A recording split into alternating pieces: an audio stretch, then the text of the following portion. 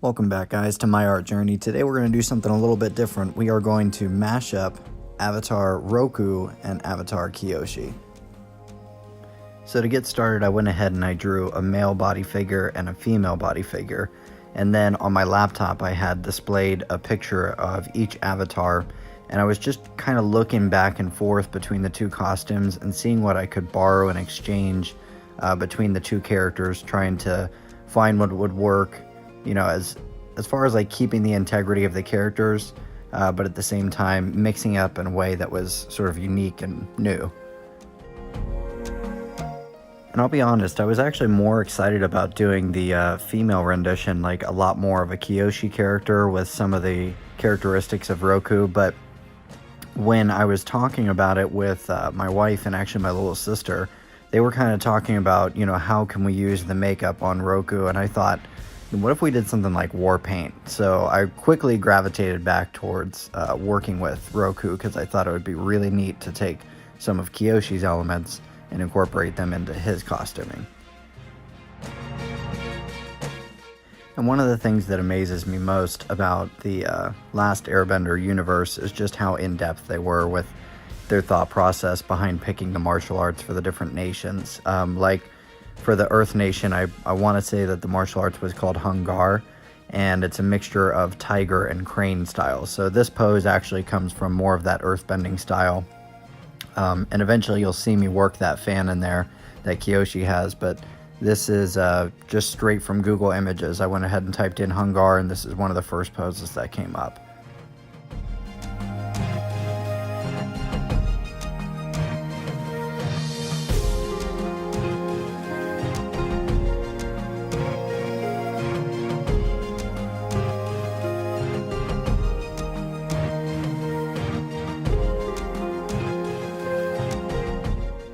If you've watched some of my other videos, you'll see a pretty similar format as to how I attack an illustration. So I normally start with construction lines, sketching with a pencil, then after that I go in with a micron pen, get the outlines done, the inking done, and then after I get through with all of that, you'll see me eventually go in with a kneadable eraser and get rid of that graphite marking on the paper, and then the whole illustration is going to be ready for color.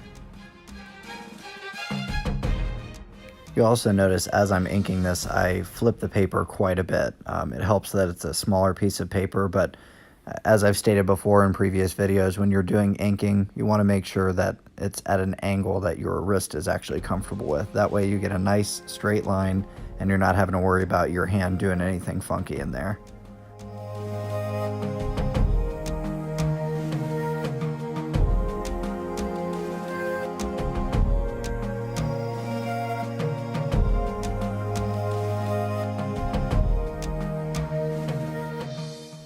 As far as color, I'm using my trusty watercolor pencils, so you saw me earlier actually using the pencil itself to get the color in there, and now I'm going back in with water to saturate that color and make it really pop.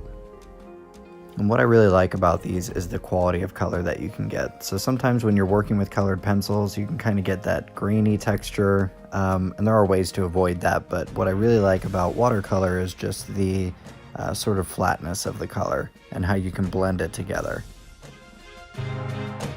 I actually had kind of a hard time coming up with the color scheme for this character because if I did too much red, then it would basically just look like a redesign of his original outfit. But I figured if I put a lot of brown in there, that would maybe lean more towards sort of the earthbending from Kyoshi. So I figured that would be kind of a good mixture, like still have the red in there, but a lot more browns in there too to sort of balance that out.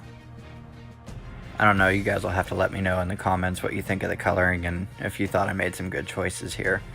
The other thing I would like to see in the comments too is we have to name this character, so some kind of mixture or play on words between Kyoshi and Roku.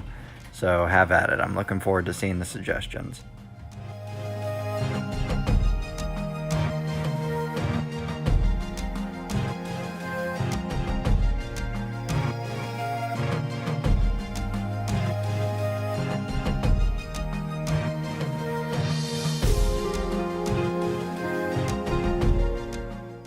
This is also a little bit different than the style I'm used to normally working in because I try and border on comic book and then leaning a little bit more toward realism as well, especially with how I like color skin. I try and get a couple different hues and colors in there.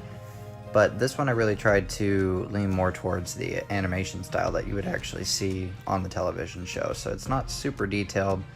They don't get crazy with shading or anything like that. Everything is just a suggestion, and I think it's easier in production when they're drawing it that way, honestly. Now this was the part I was really looking forward to, because Kyoshi definitely has some makeup that's inspired by geisha makeup. I didn't want to go that route with this character, obviously, so I figured it would look pretty cool to do some kind of war paint. Originally, you can see, like in the top left, I did something a little bit messier, almost like he applied it with his hands. But then I looked at a couple of different ideas online, and I thought the cleaner look definitely looked a little bit cooler for this character type.